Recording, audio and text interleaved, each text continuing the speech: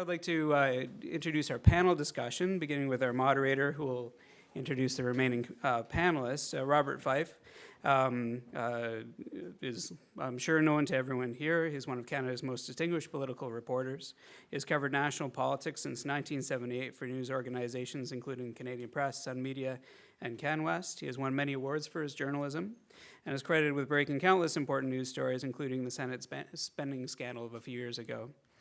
He has hosted Power Play on CTV and is currently Ottawa Bureau Chief of the Globe and Mail, where he has recently been doing some brilliant reporting on China's activities in this country. So please welcome Robert Fife.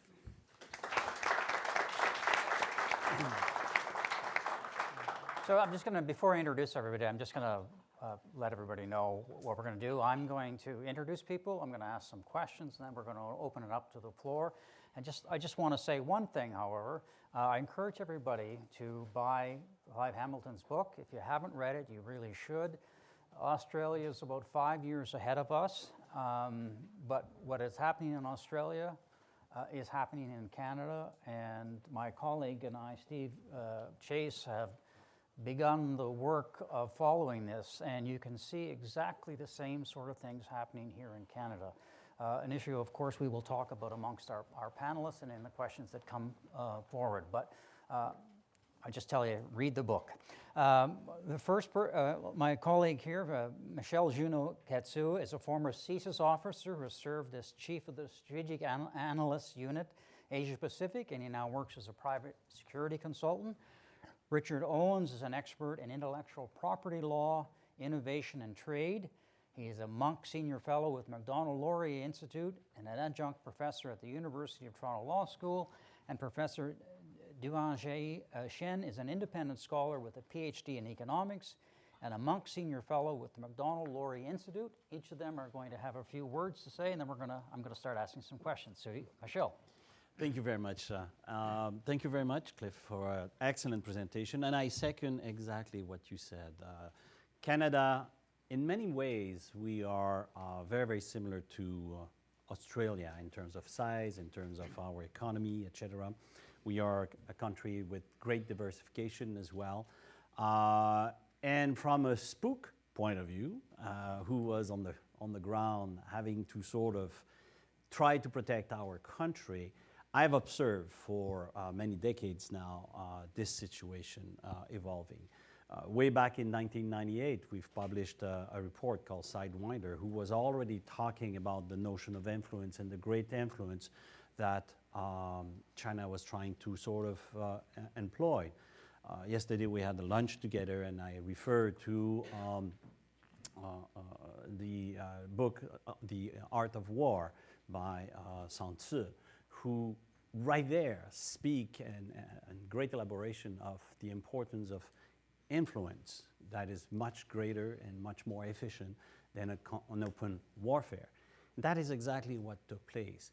And the elaborate, and I know that the graphic that was presented was maybe a little bit complicated to understand, but it's the first time that I had the opportunity to hear from an academic a very, very elaborate and very, very well-researched perspective on the United Front Work Department. This United Front Work Department is extremely efficient.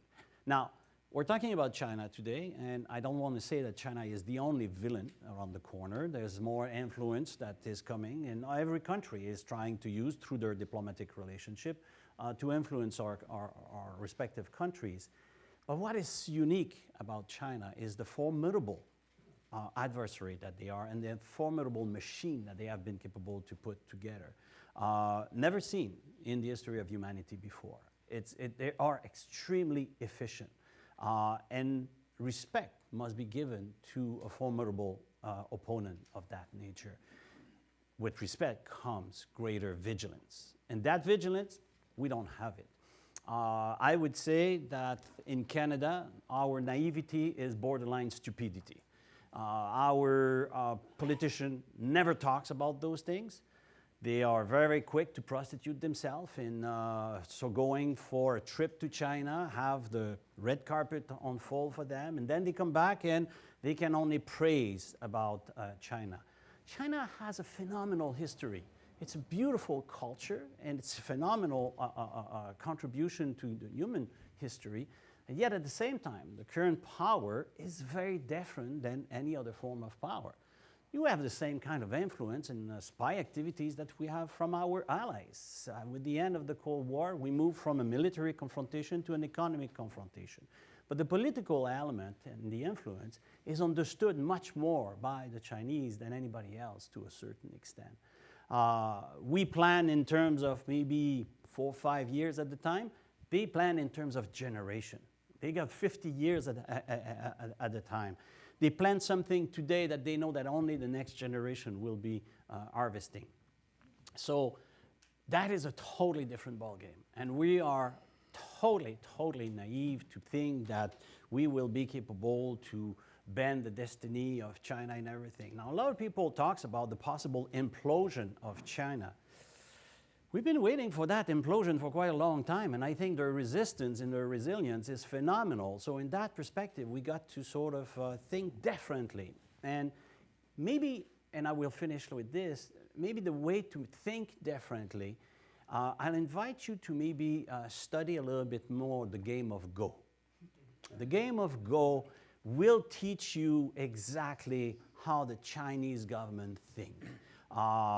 For the one who do not know what the game of Go is, it's basically a very ancient game where every emperor, every generals, every minister had a master of Go in their entourage to teach them how to play. Because it's not a game of luck.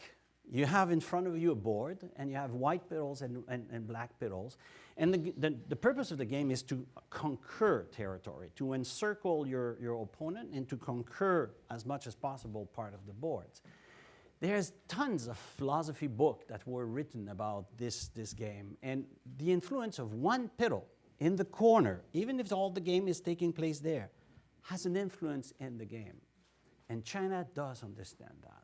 The government does understand it, and they did it in Africa, they did it in Middle East, they do it, of course, in Australia, which is the closest Western world, country and entry to the Western world. And do not underestimate the importance of Canada in the game for China. We are extremely useful to them because of our natural resources, because we are a society based on knowledge, because of the access that we have to other agencies and other departments. Like we are sitting at all the major tables like NATO, NORAD, UN, etc. So not only do we have our secret, but we have our friend's secret that becomes really interesting for them as well. But we are also extremely important because we're soft Billy. You know, Australia gave itself a law specifically against foreign interference and espionage.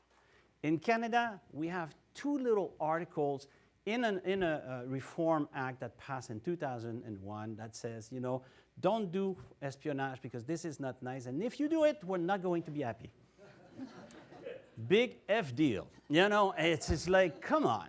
Please, let's be serious. When was the last time you heard really people talking about the espionage issues in Canada? We are estimated that annually we're losing between $100 to $120 billion. It's a B per year due to espionage activities in Canada. And I'm not even talking now about the useful idiots, called by Stalin, the influence, the agent of influence that are manipulating the government, because the government, and that the Chinese government understand that. Our democracy, every 5 years, we need to be re-elect people. So the opportunistic approach that can be exploited right there by the weakness of our democracy. So our democracy is under siege in general as we speak. We see the attack coming from Russia with the use of the social media. The Chinese have exploited a different matter. You've explained it very well with the infiltration and the control of various associations. They intimidate very much the community. They intimidate very much our elected officials as well. So they can seduce many ways. There's an acronym that we use in my line of work, which is basically AIM, which is for, sorry, that's in French, that mouse, for money, ideology, sex, or ego. These are 4 ways that we recruit people, and I can bet you, as former spook, I can recruit anybody here in this room at one point or another, including the Pope if need be. It's just a matter of time and finding the right button, no pun intended. And I will be capable to sort of recruit. The Chinese exploit that super well, super well. Richard. Thank you. A tough act to follow. I want to just address a little more closely the industrial espionage aspects of China. And in that regard, it's clear that while China could be a member of the international trading nations, it's chosen instead to be effectively an adversary. It's a pirate on the cyber seas, if you will. It's an intellectual property thief. It's opposed to us politically and morally, and it has an appalling human rights record. And this isn't a question of some bad elements in the Chinese economy. As I think Bob's talk makes abundantly clear, this is a concerted mercantilist push, a clear strategy to transfer wealth from our societies to theirs. I'll give you a few sort of illustrations of this. One of the, they use official channels as a means of industrial espionage so that patent examination in areas of strategic interest, a recent study has shown that foreign patents will issue, if at all, much more slowly than domestic patents in China. And they use the patent disclosure as a means, of course, of distributing information about recent technological developments. And they'll use things like a competition law investigation as a way to get at trade secrets. So for those of you not familiar with such investigations, they're often done on short notice. They involve agents coming into a company and demanding access to all manner of files and computers, which are then seized. And again, there are stories of them coming in on these kinds of investigations and knowing precisely which files they need, which trade secrets are important for one industrial process or another. They require intellectual property to be transferred into joint ventures. So as most of you would probably know, you can't do business in China, can't start a Chinese company without a Chinese partner. And that's a majority partner, often representing the CCP, and involving a seat on the board, which will provide access to trade secrets again. And the intellectual property of foreign companies is often transferred into these joint ventures, as a consequence of which it becomes, well, is often simply stolen by the Chinese partner and then produced domestically. To a certain extent, there's a caveat emptor moral here. Companies should be much more careful about what they do in China. But of course, the market is so attractive that the economic compulsion to be there is very strong. There's a simple measure of planting spies, and of course, occasionally in Canada, we have seen arrests of Chinese nationals engaging in industrial espionage. And then there's social and other kinds of hacks that provide access to computer networks, housing trade secrets. We saw this, one of the paradigmatic examples, although it's a little while ago now, was Nortel, where there were several compromises of Nortel's computer systems through discovered passwords and vast transfer of business plans and technology secrets from Nortel, which was consequent with the, although there's no evidence that Huawei was directly involved, they did grow very quickly. In the same period, exactly. And so is it right that there be concern about Huawei's equipment being installed in our telecommunications infrastructure? I think there is, as the very recent story of the supermicrocomputer hack demonstrates. Supermicrocomputer was a niche computer business in California, provides a great many of the servers for companies like Apple and Amazon, companies we've all heard of. and it sourced motherboards for its computers from China. The supplier of those motherboards was putting in a little and very small and disguised chip on those motherboards that allowed backdoor access. So just imagine, there were clear ties to the PLA in this hardware hack. Very hard thing to do, very long-range planning, that would have provided access to, I mean, even not only Amazon and Apple's own businesses, but just think of all the businesses that are hosted on Amazon's web servers. So tremendously powerful hack, just like the one that you may have seen this story from a little while ago, that the US Navy bought a large number of helicopters which contained chips made in China, and strangely those chips wouldn't allow missiles to fire. They've since been replaced. It was estimated a little while ago that the transfer of wealth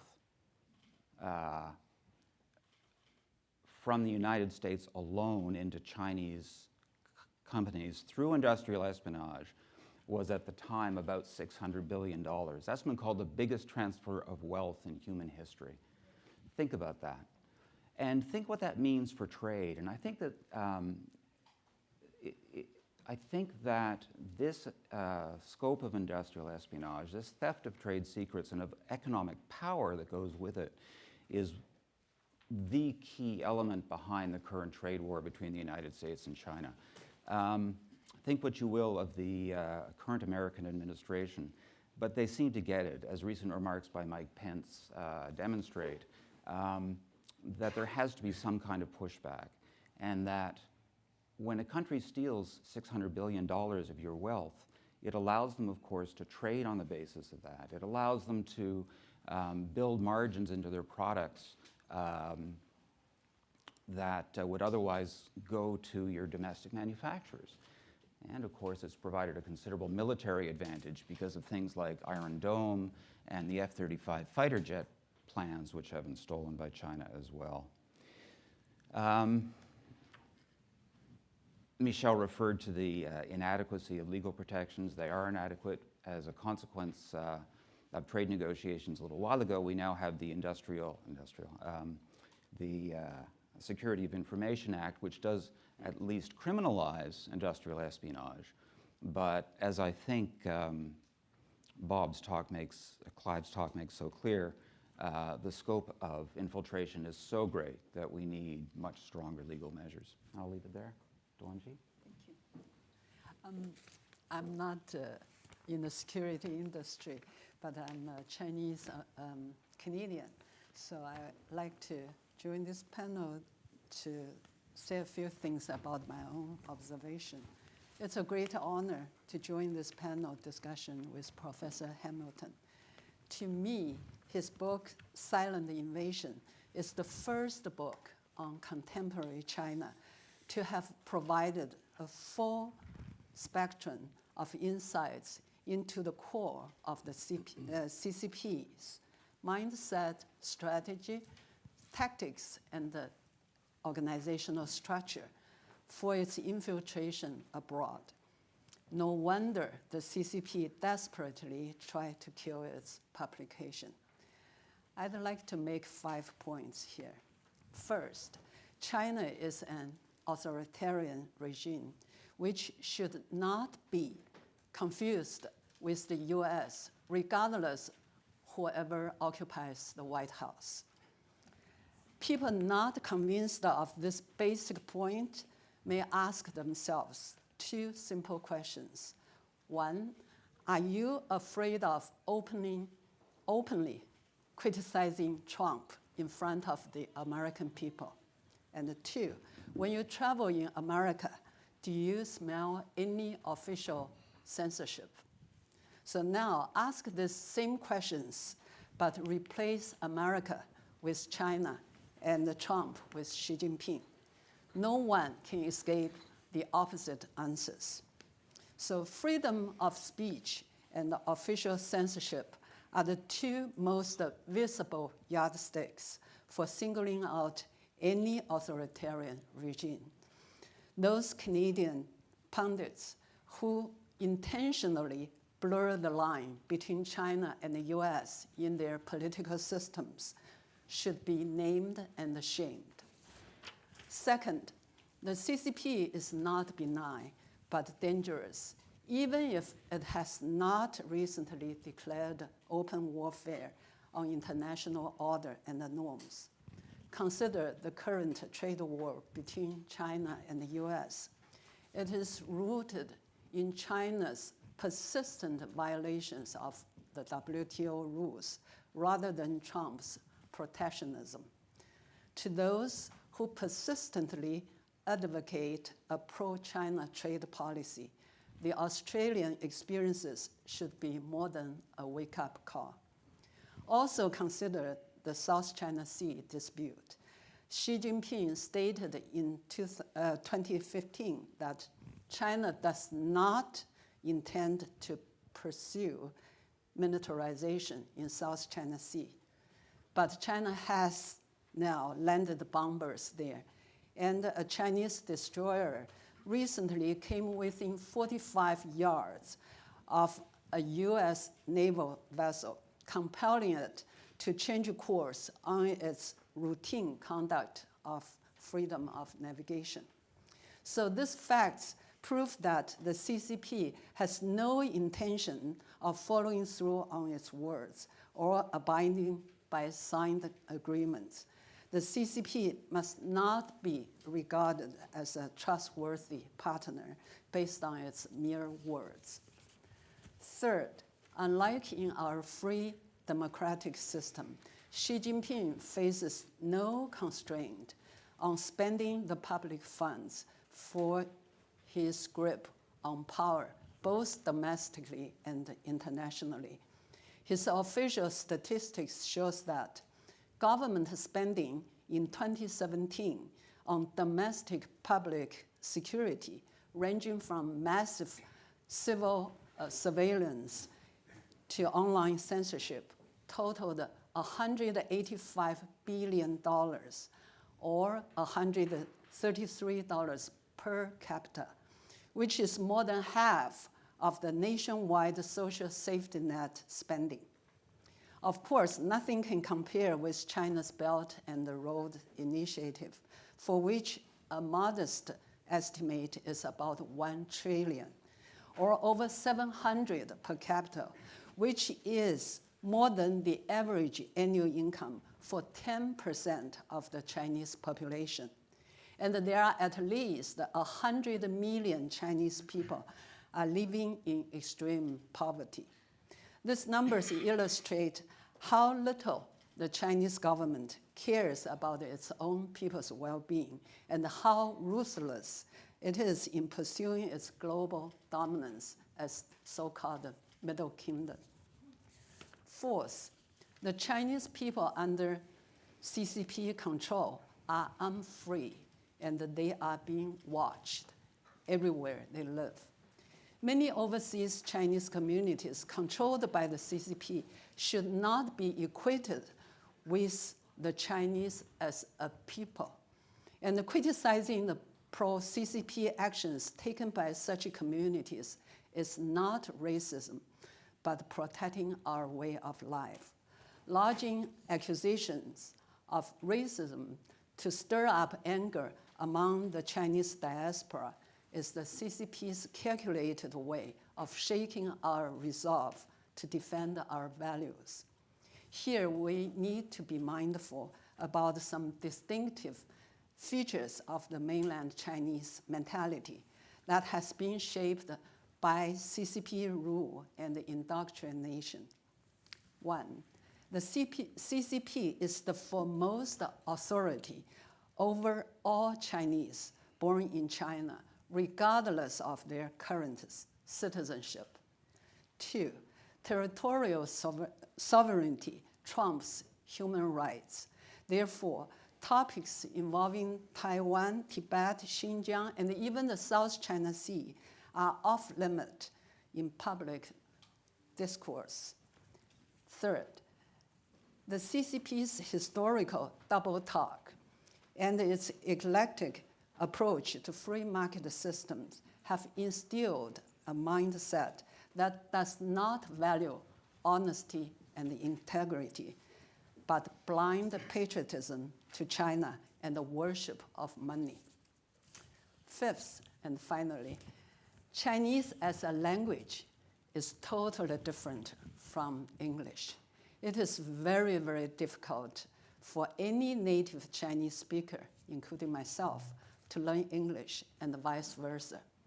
It is therefore understandable that regardless of their ages and educational level, many first-generation Chinese immigrants choose to confine themselves in Chinese communities where CCP-controlled media are the most readily available and influential. Such Chinese communities, including Chinese student associations on our campuses, are hotbeds for the CCP to expand its overseas influence.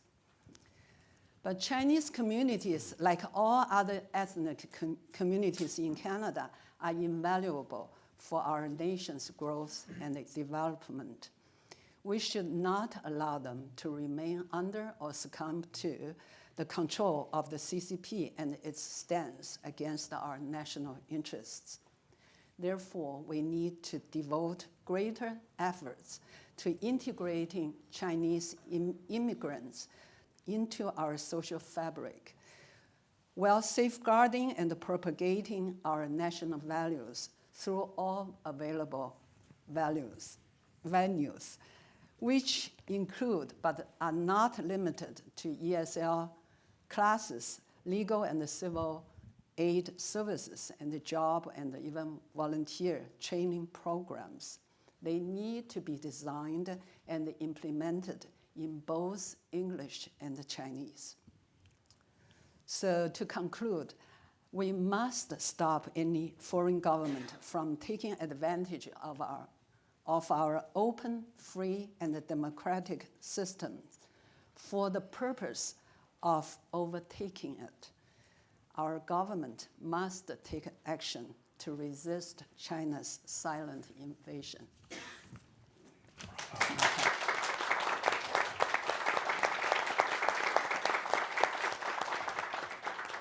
Okay, I'm going to throw a few questions to the panelists. Doesn't have to go along like that. Jump in on whatever you feel you have something worthwhile to say. But my first question, though, is going to be to Mr. Hamilton, because he's our guest. And, you know, in Australia and in the United States and in Canada and Western democracies, we're free trading nations. We welcome foreign investment. And certainly in Canada, the Canadian business establishment wants to seek Chinese investment here, and as does the government. Some concern within security services for different reasons. But you describe, and I think it'd be nice to explain to the audience your concerns about this. You describe Chinese corporations, whether they're state-owned or private companies, as party corporate conglomerates. Yeah, I think there's a widespread misconception within the business community. I mean, it's a very convenient misconception that private corporations from China are private and operate like Western ones, that even state-owned enterprises, although they're owned by the state, operate according to corporate principles.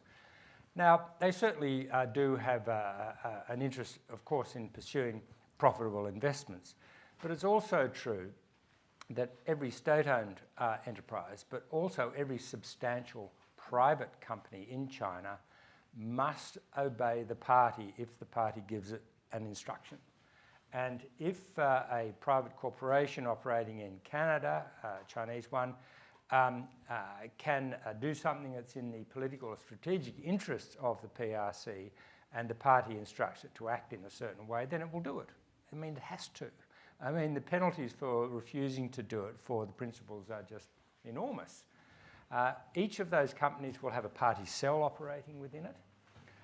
The secretary of the party cell or party branch will be more powerful than the CEO or chair of the board of the corporation. In fact, the party has, in the last couple of years, issued various directives saying that the secretary of the party branch within a company should also be the chair of the board or the CEO, so they're very often the same person. I think this just illustrates that when there is a Chinese corporation that's investing in Canada, if it can serve the interests of the party in some way, then it will be compelled to do so. There is no refusing. I mean, you would be punished severely if you refuse to carry out a directive of the party, and that's just a fact that that Canadian business people need to confront.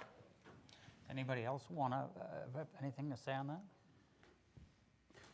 In that perspective, yeah, I totally agree with that perspective. I think there was a certain naivety also from previous government, all color of government you want to bring, to try to believe that bringing Chinese companies here is not bringing a certain control of the Chinese government here at the same time. There is no such a thing as a private company in China. The government is always involved. I think one of the greatest coups for the Chinese government was the sale of Nixon in Alberta, an oil company for $15 billion. Imagine the influence a company of that size will now gain on the Albertan policy and politics. It's phenomenal.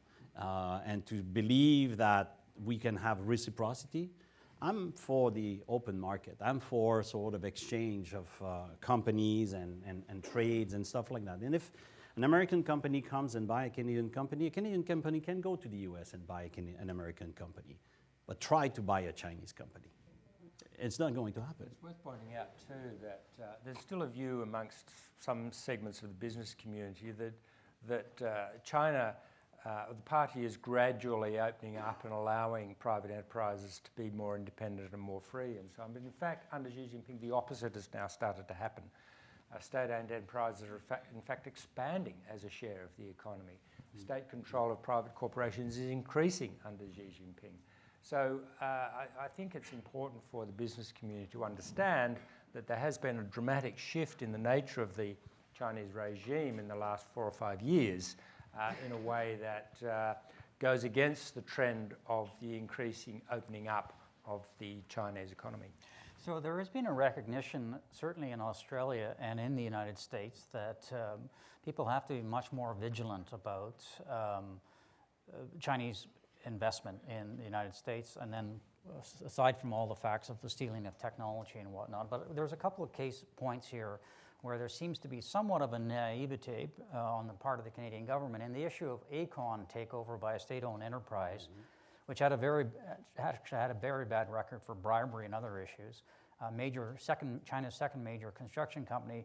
The Prime Minister's office, I remember, and the Innovation Minister's office were saying to Steve and I, why are you guys reporting about this? All they do is pour cement. We don't need a national security review.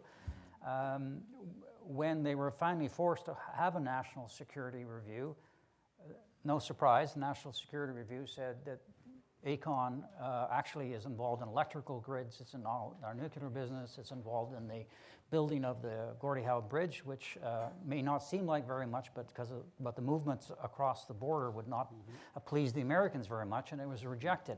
We now have the similar situation with Huawei, which you have written about in your book, and which Australia has banned, along with the United States, from 5G technology. The Canadian government is saying, don't worry, we're watching this stuff. There's nothing to worry about with Huawei. And Huawei has done what you have outlined, how they operate. They've invested enormous amounts of money in Canadian universities. They provide research money for 5G technology. They keep the patents. They fund Hockey Night in Canada, which is a major sport here in Canada. Their corporate vice president is a former Liberal MP. They just hired a Conservative staffer. I'd like to get your sense of why we should be concerned about Huawei and, frankly, everybody else's opinion. Well, it's exactly the same playbook has been followed by Huawei in Australia. All of those things that you just mentioned, including the sponsoring of sports teams, Huawei did in Australia. But we in Australia, in the last 2 years, partly as a result of intelligence briefings to the government from our equivalent of CSIS, but also because of information arriving from the United States about Huawei, have taken a far more sceptical view of the company and understand its links into Chinese military intelligence. And this was exposed in most detail by the US congressional investigation of Huawei, extremely detailed attempted examination of Huawei and its links to the government. And the bottom line of the report which came out of the US Congress was that whenever it came to trying to explore the links between Huawei and the Chinese government, the company and its representatives were extremely evasive. They misdirected the attention, they wouldn't answer questions, and they out and out lied. And, you know, they had a lot to lie about, let's be frank. And on that basis, the US government became very suspicious about Huawei. The Bloomberg report that you referred to, Richard, is just a warning of the extent to which this kind of espionage is just built into the system. And so I think that it would be a grave error for the Canadian government to allow Huawei to supply its equipment into the 5G network, because the 5G network is going to be the totally dominant system of communication across the world. It's going to be the basis of the Internet of Things. And if you have a Chinese company, Huawei, with links to military intelligence, supplying equipment into that network, you are going to be spied on. And the other 4 members of the Five Eyes network are going to be very, very cautious about sharing intelligence with Canada. The cyber program for the PLA Army, it was started in 1995. 1998, the CIA obtained a white paper written by 2 colonels who became generals later. And one of the things that they mentioned right from the get-go in that paper, and that paper is now available online because it has been released, excuse me, they were saying this,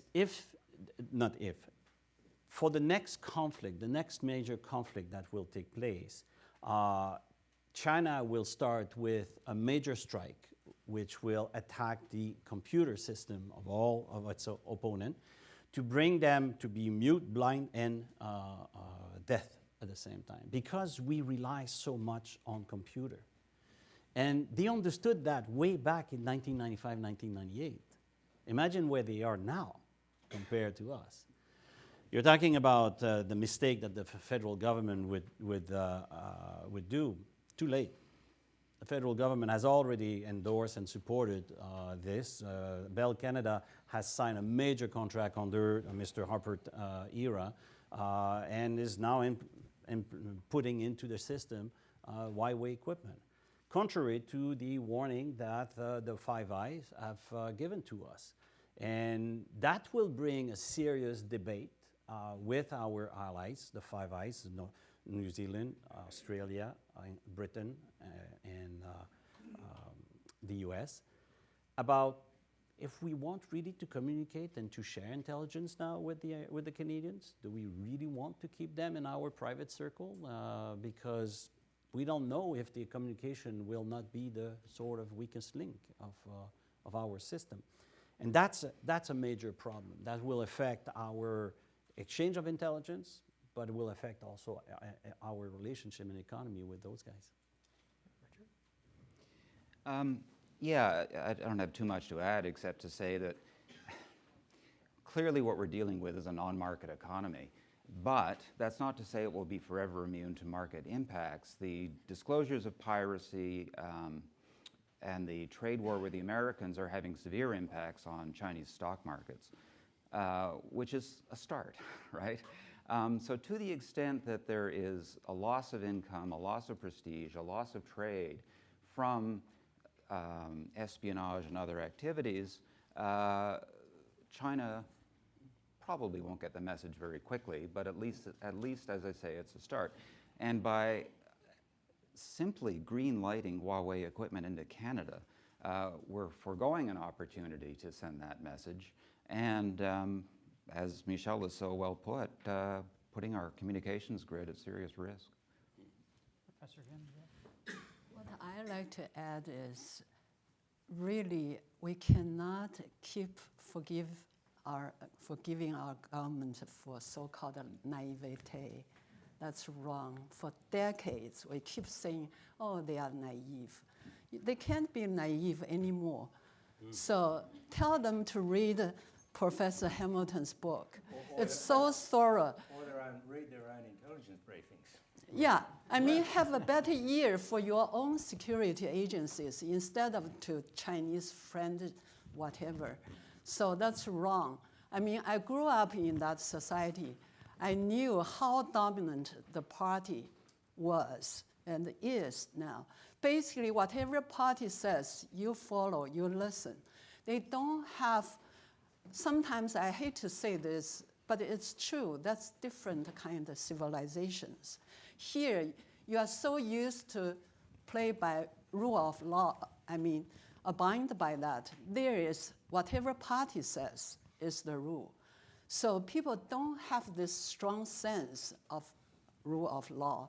They do whatever, even if someone like steal our, I mean, from China, stealing our secret or whatever, they didn't feel something wrong. They feel they are doing great contribution to motherland, to the party. They justify it in that way. So you cannot keep being naive. That's so wrong. I just feel helpless. I mean, when this knock took over Nixon, I wrote a paper afterwards, but suddenly that attack from Asian Pacific Foundation, that's what I want to name and shame. They are funded by, this foundation is funded by our government. But what they are doing now, what I was saying was not empty words. Their distinguished fellow had an article just recently, I mean, early this year, when Xi Jinping took off that presidential limit for his, became lifetime. And this article, even published in Globe and Mail, defended that lump China with Russia and the US, saying this is a part of global trend in growing authoritarian regime, like for the power to be under control in one person. So they basically saying it's the same as US. That's why, because I only had 5 minutes, so I said I had to cut off the examples. So read all these articles. Go on the Asian Pacific Foundation's website, see what they publish, what they do. But that's not unique just in Canada. Our pundits, our interest group and business groups, they do things for China through our English native tongues. But what's unique is our government does nothing, sitting there. I mean, in the US, you see so many reports, they say, does not present the government view, but it's the government analyst doing that kind of job. Government spend a lot of money and doing all kind of very deep, broad research. But what our government does, didn't do anything. Yeah. I like what you're saying very, very much, because at the end of the day, you know, I always told my unit, the people working with me that, you know, don't bring me just a problem, bring me also solutions. Because if you just bring me problems, you're trying to throw your monkey on my back, and I don't like that. And at the end of the day, my job was not to try to change the regime in China. Don't care, that's their business. My job was to protect Canada all my life. That's what we did, and that's what my unit did, and sacrificed themselves for that. And at the end of the day, there's only 3 things that we can do. Awareness, awareness, awareness. Because there's not only China practicing those things. No, China, like I said, is the most formidable opponent that we have, but they're not alone. So somewhere, somehow, if the government can talk about it and have open conversation, I gave an example yesterday. In England, every year, the MI6 and the MI5 organize a conference where they invite all the leaders of the various industries, the big CEOs and the executives, to come to a conference where they talk about the lesson they learned or the new things they discovered in counterintelligence. The form of espionage activities that Richard is talking about that we've discovered, and they share that with the industry. Well, CSIS wanted to do something like this. And CERC, the Security and Intelligence Committee, came and slapped their fingers saying, you're not allowed to do that, your sole purpose is to inform the government. What? CSIS is not allowed to inform the Canadian public about what's going on? They are the expert. Now, they rely on a guy like me, although I'm not tied to them anymore, but it's because I take the initiative to talk about it because of my background. But if I wasn't talking about it, which dude would talk about it? Nobody, because I'm the one with the background. And that's the problem that we have. If speak no evil, see no evil. We need to be capable to sort of warn everybody so the people, they have a reflex, they develop reflex. Suddenly, an American, an Israeli, a South American, a Brazilian, or a German, or a French, or a Russian, or a Chinese company comes and start to flirt with you, but for the wrong purposes, wrong date. So the Prime Minister was quoted in the Globe and Mail today saying that, you know, they're open again to free trade with China as a result of ending successfully concluding the agreement with the United States and Mexico. It'll probably be sectorial now because of that agreement that was put in, that the Americans or Mexicans would basically have to approve it. And I want to get people's opinion on how we should be pursuing free trade with China, because you mentioned in your book that the Australian Free Trade Agreement is really not a free trade agreement, it's an investment agreement which allows China to have almost unfettered access to the Australian economy, whereas Australian companies are not allowed to have much investment in China, are very limited in a large number of areas. 62 sectors of the Chinese economy, for example, are closed to foreigners. Very important sectors of the Chinese economy. So, a wise move for Canada to try to pursue free trade, or are there lessons to be learned from Australia?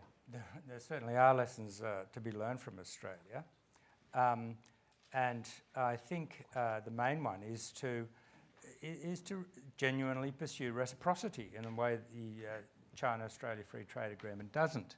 And as I said, and as you've echoed, it really was more about investment facilitation, but mostly one way.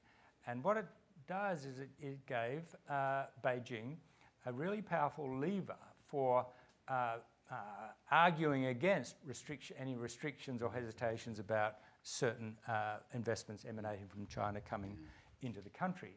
And we've subsequently had to pass a bunch of laws, like the critical infrastructure laws, and we've had to beef up the Foreign Investment Review Board in order to try to cut off some of the more risky investments involved in that might have intelligence or strategic implications. I mean, the horses several of the horses have already bolted. There are Chinese state-owned and large private corporations that now own a very large proportion of Australia's electricity distribution infrastructure and our gas distribution infrastructure.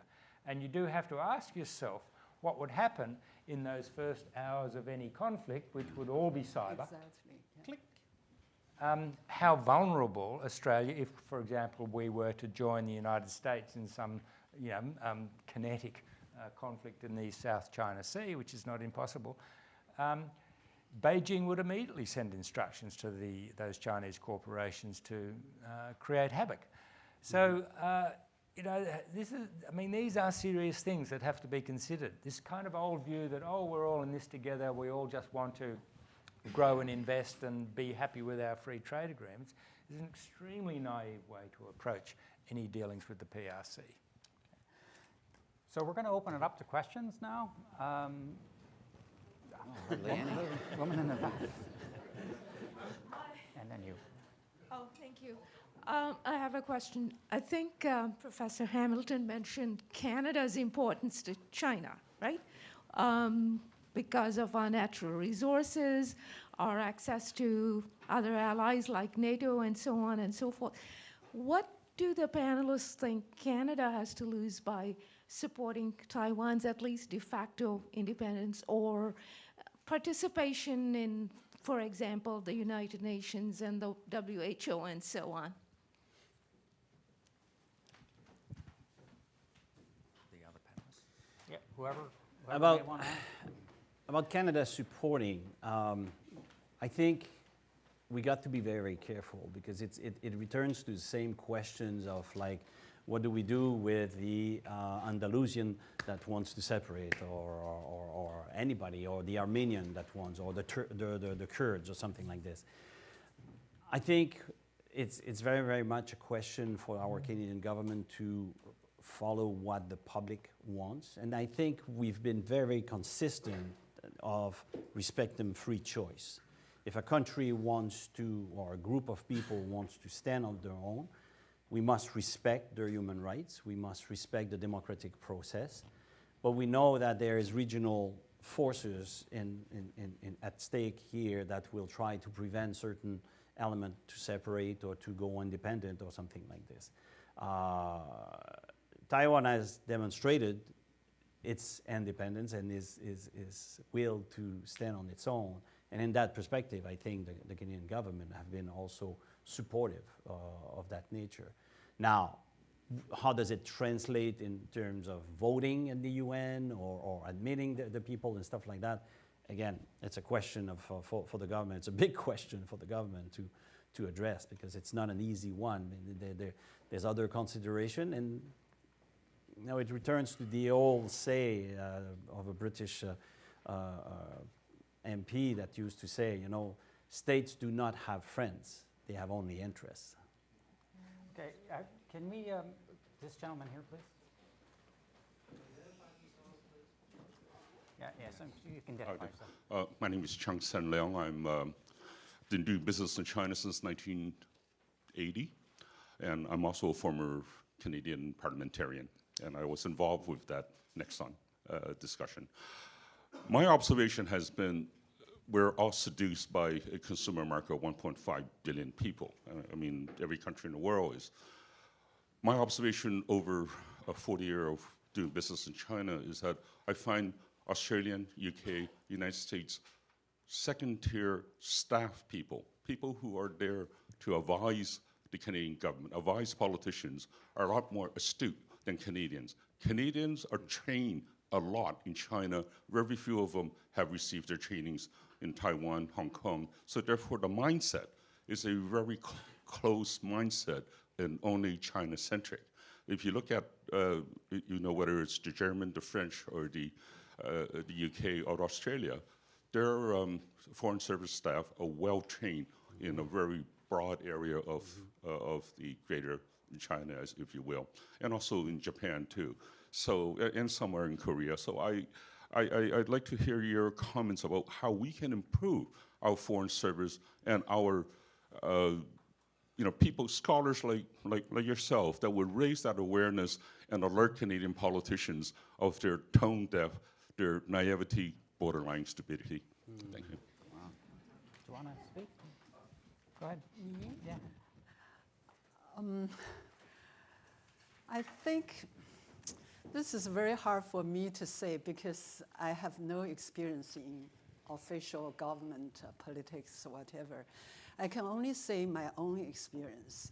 I think the government really needs to invite people, hate to say this, perhaps like me, to tell them how our thinking has been involved and what China is really, what kind of CCP it is, how they rule their country.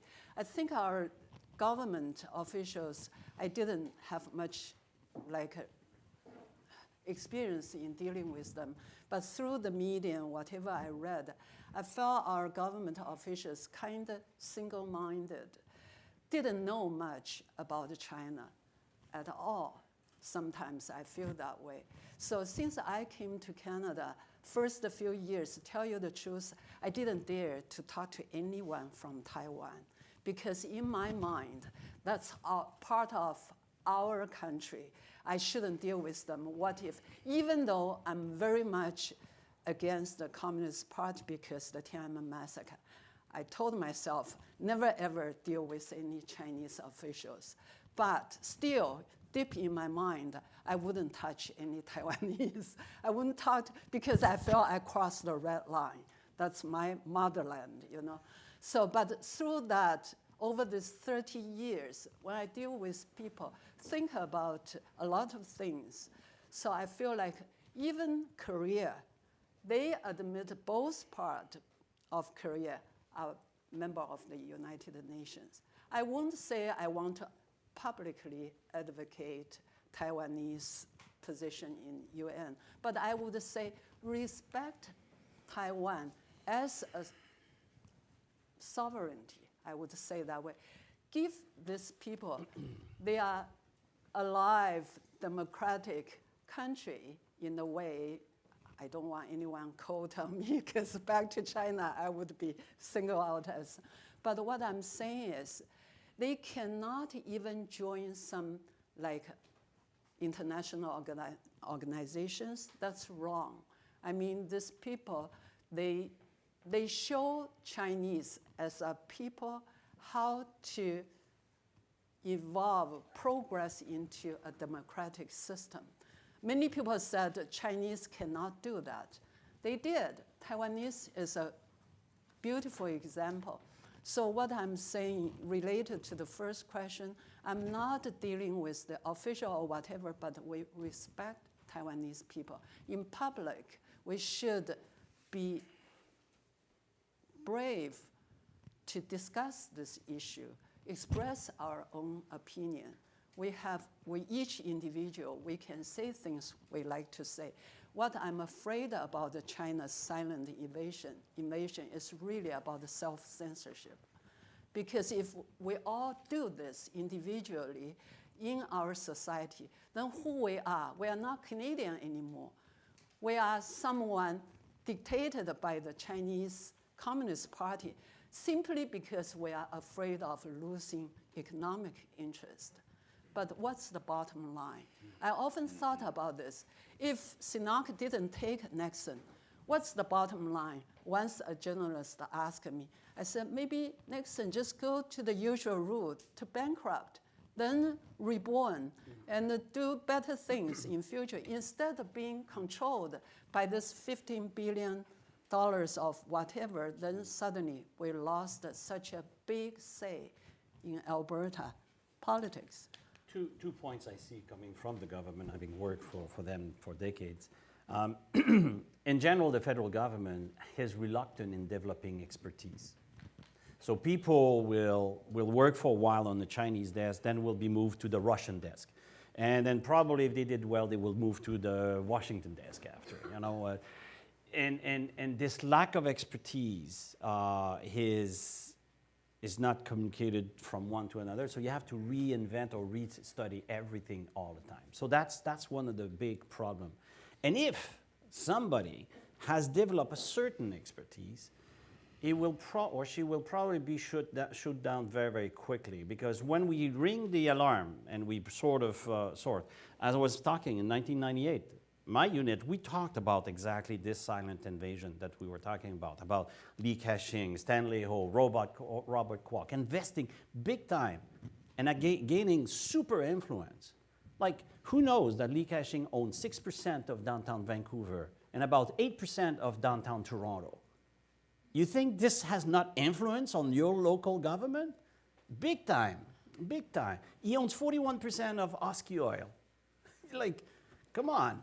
This is the kind of influence that this book is talking about that has been well documented, that has been happening here. So, and if you're a federal government employee and you bring those things forward, you can be sure this is a totally career stopper because it's not going to be the flavor of the month, that what they want to hear. Because just look at the way we go. You know? New government comes in, we change the name of our foreign office. you know, global affairs something now. Like, what the hell? What is that name? It's so arranged. But hey, that's unfortunately this element of we don't want to go and acquire the expertise that we need to be capable to. There's this gentleman right there, right behind, right in front of you. Yeah. Thank you so much. I just learned a lot tonight, this afternoon, about the China influence to Western country, especially in Australia, Canada, and United States. And we have also one expert, like Honorable David Kilgore, has been working hard concerning about human rights violation in China. What can you tell me about religion freedom in China? Because we already touched a lot of things that we are looking for and we find out, but what can you tell us about the religion freedom in China? And what about the organs which have been taken away from the prisoner in the jail in China, and how the change that our government here in Canada can do in order to change or to influence China to stop what they are doing wrong to their own people. Thank you. Who would like to answer that? Well, to be frank, as I mentioned, my job was to protect Canada. To a certain extent, what is going in China is China's problem and Chinese problem over there. Can we support them? Absolutely. There's certain things we can do, but it is their internal affair. It's one of the many countries where freedom of religion is stepped on, or many other form of freedom. Our concern is much more about the organized strategy and phenomenal machine that has been deployed to infiltrate specific countries like Australia, Canada, or others, and the gain of that influence in our country, and how does it affect us. If we're not capable to sustain ourselves as a democracy, we're certainly not capable to help anybody else in the world. So first and above all, we need to sort of get our house in order. And Go ahead. I'll just comment briefly on what's now happening in negotiations between the Vatican and Beijing over who will control the Catholic Church, or people who practice Catholicism in China. And what we're seeing is the Vatican is essentially throwing under the bus independent Catholic bishops and parishioners who have resisted the attempts by the Communist Party to control the Catholic Church, and endorsing I think it's seven bishops appointed by the Communist Party or endorsed by the Communist Party as bishops of the Catholic Church in China. The Vatican, or certain elements within the Vatican and the Pope among them, seem to think this is a great rapprochement with the Communist Party to collaborate in allowing the growth of the Catholic Church in China. I see it as an appalling capitulation to totalitarianism, and I have to say I can't help thinking of previous collaborations by the Catholic Church in the rise of totalitarian powers. Roger that. Yeah. Man, this one.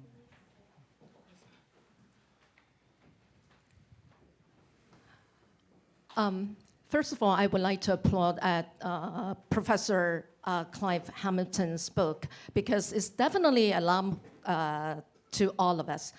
And I would also like to share with all of you, my observation here, because I'm a political analyst.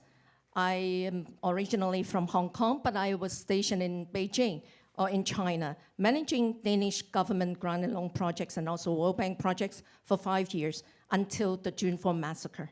And I've been here in Canada for the last 28 years.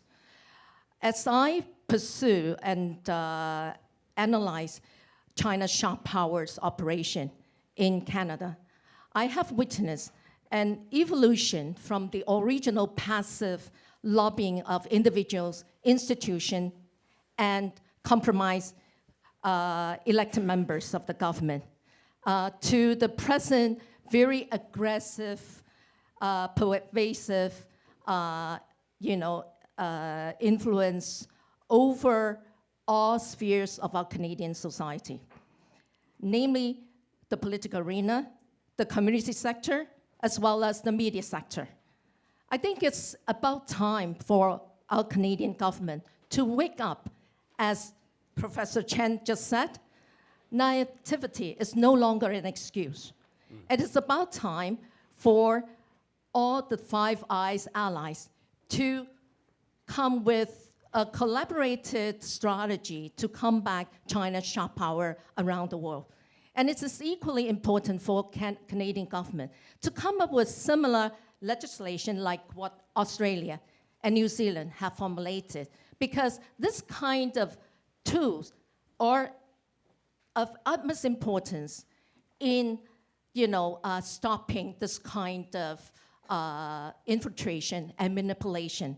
And at the same time, I also agree that raising awareness, not just to our government, but also to our civil society is very, very important. Because only when all of us are aware of what is happening that we can combat China's sharp power from different angles, from different spheres of our society.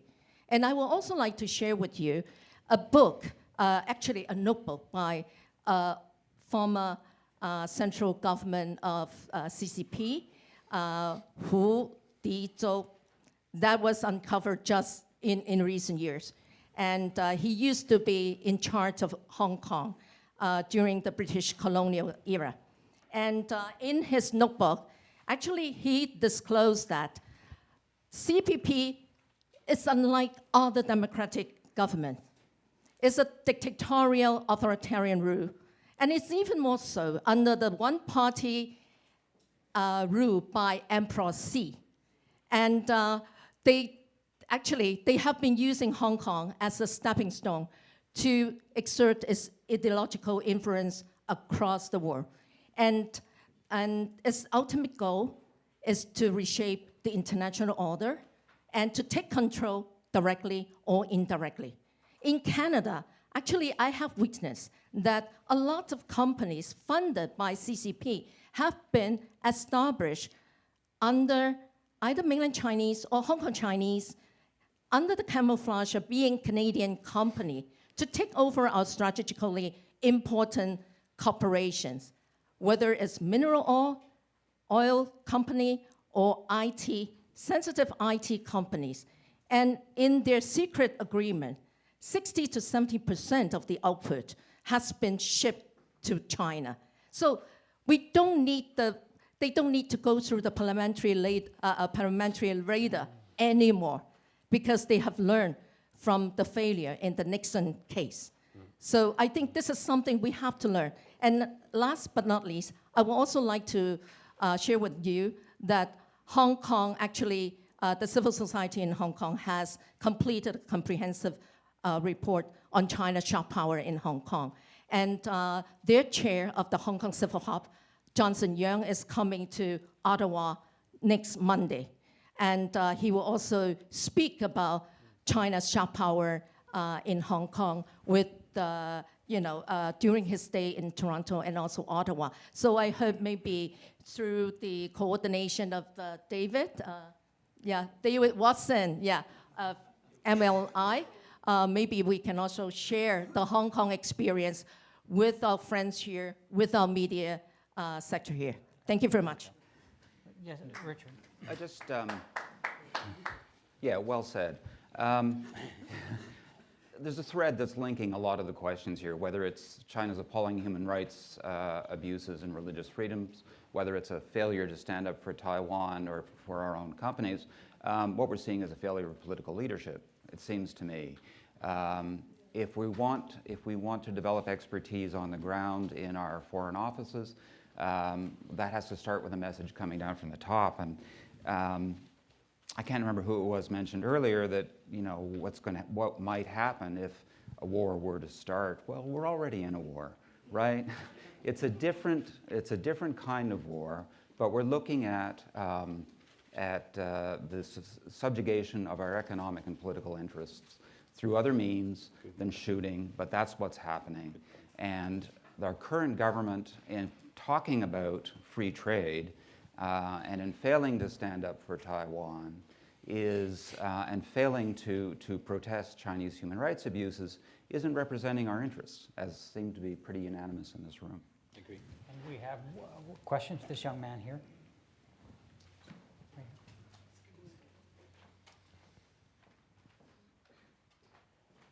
Good day. My name is Sam Taub. I work in the Parliamentary Office of MP David Ortega.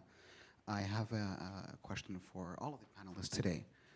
All of you have emphasized clearly the state of danger that we are currently in Canada, but you keep on emphasizing, including the audience, the awareness, including yourself, who have worked in CSIS. The three of you mentioned 3 times awareness. But you have also mentioned that when you've worked in the CSIS, your team has come to you and they have only given you problems, but you've told them, do not put the monkey on my back, provide solutions. So I fail to see today in the room the solutions. We're all saying today awareness.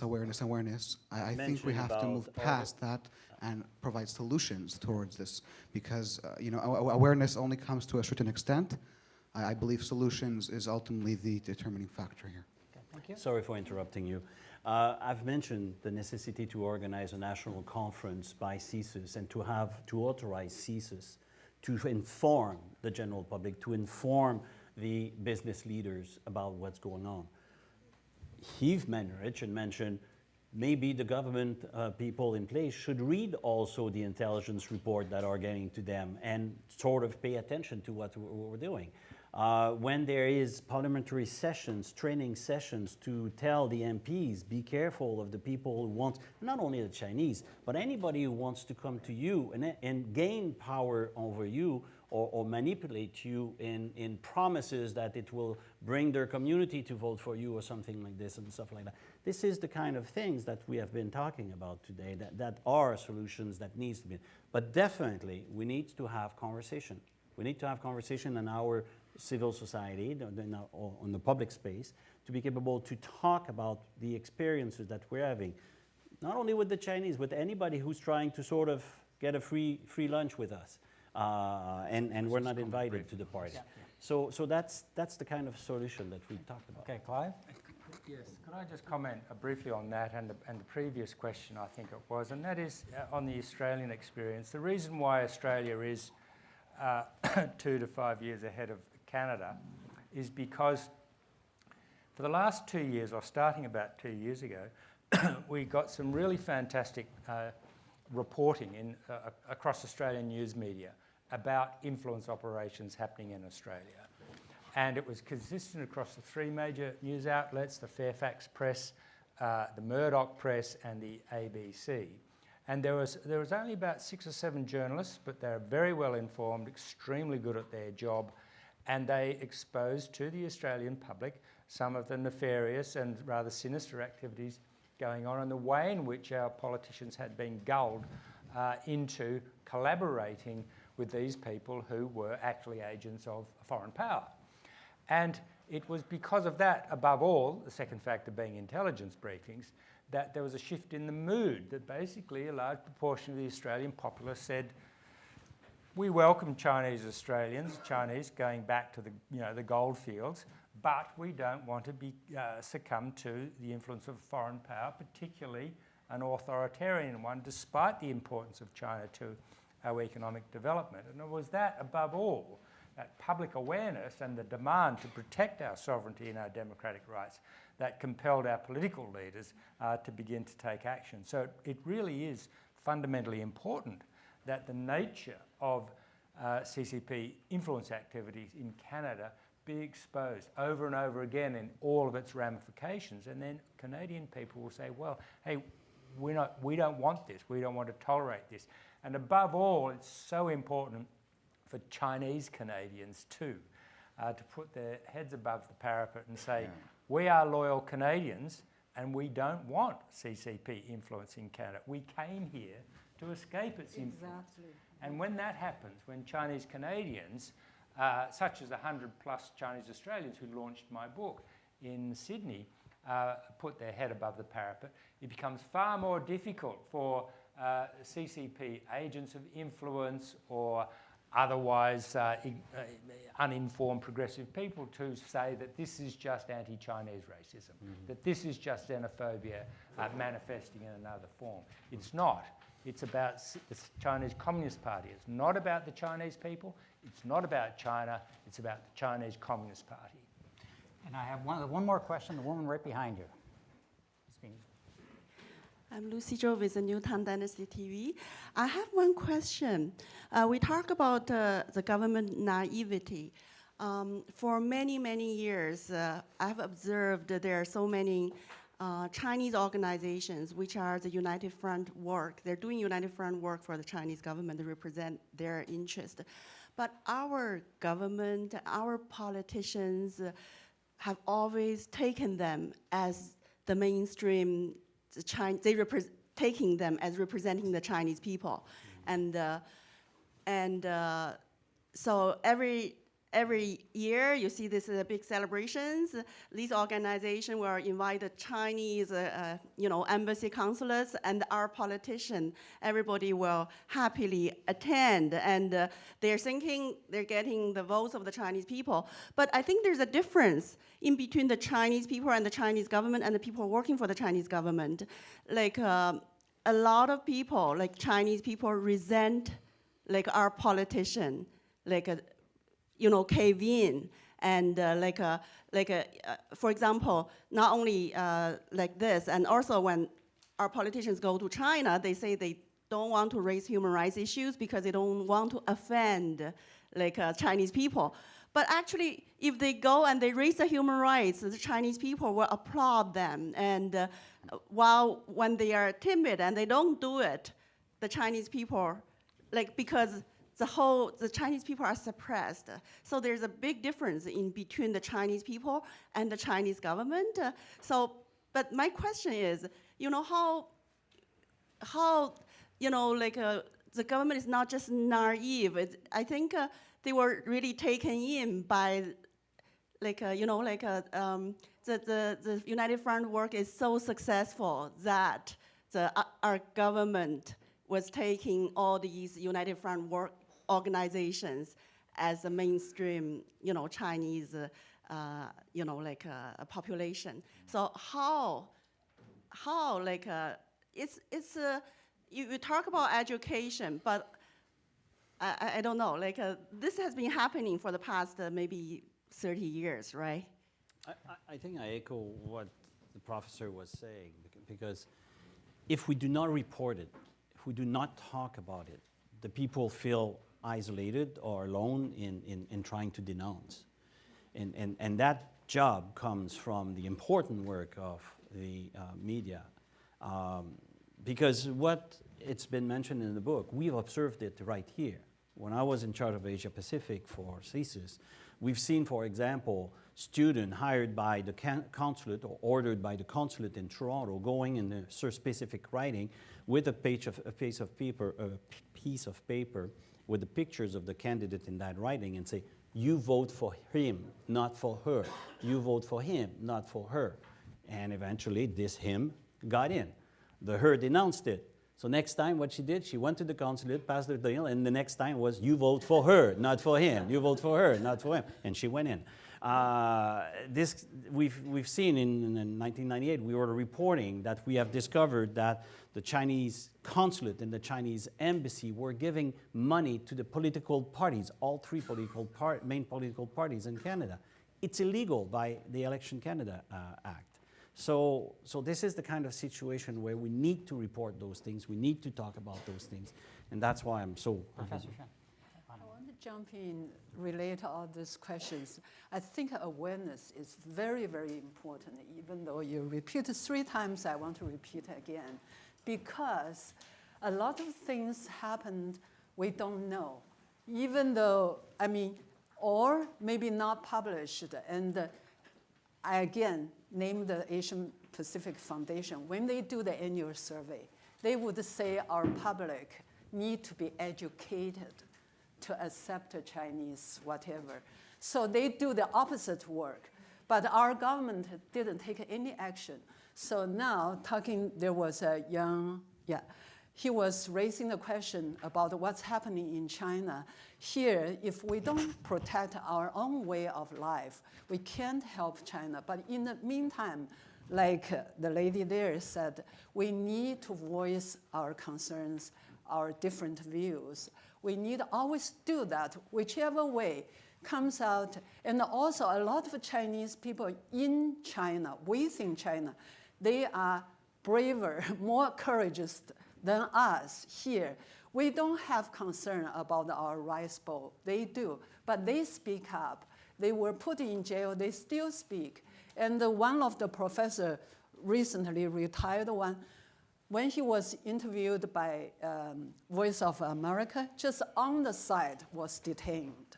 So that tells us we are not aware of these things. We need to be aware of these things. That's why awareness, still very, very important, even though we want the action. But without awareness, our government is not taking any action.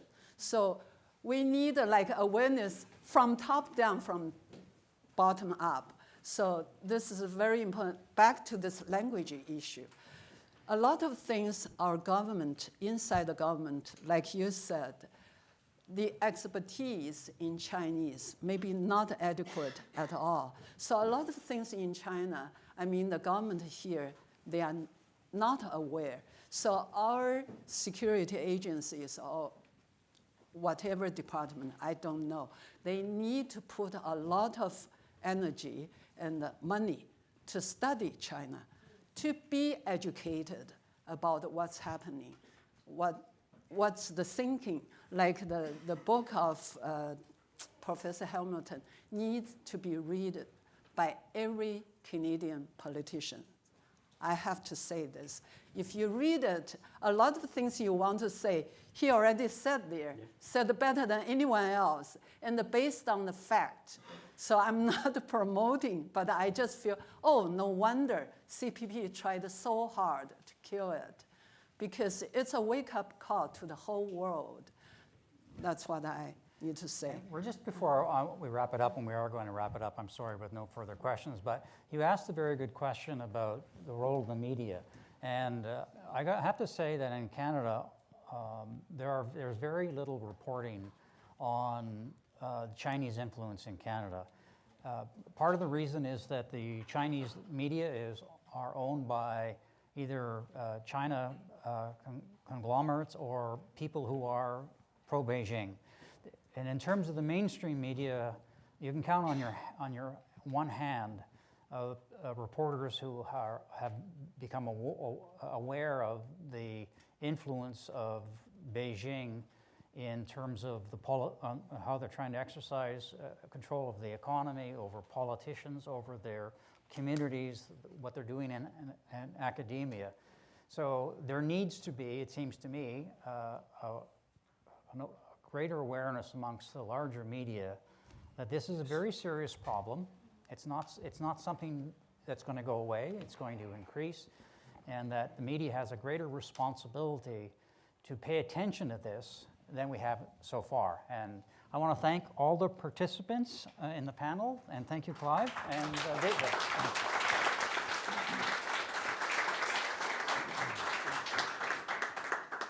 Yeah, thank you so much. I'm really reluctant to conclude because I think we're having such a fascinating discussion. I think we're really just getting the conversation started here in Canada. But please join me again in thanking our terrific panel of Clive, Bob, Michel, Richard, and Duanjie.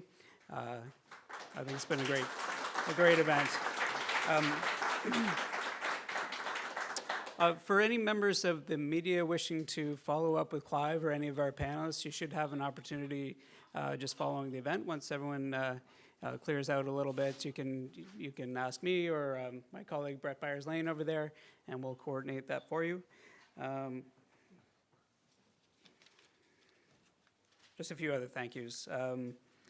I'd like to thank the MLI team for doing such a good job putting things together this morning. Alice and Amber, David, Brett, George, Jerry, Irfan, and Aswa. Please stay tuned for future events like this one. We'll look forward to seeing you then.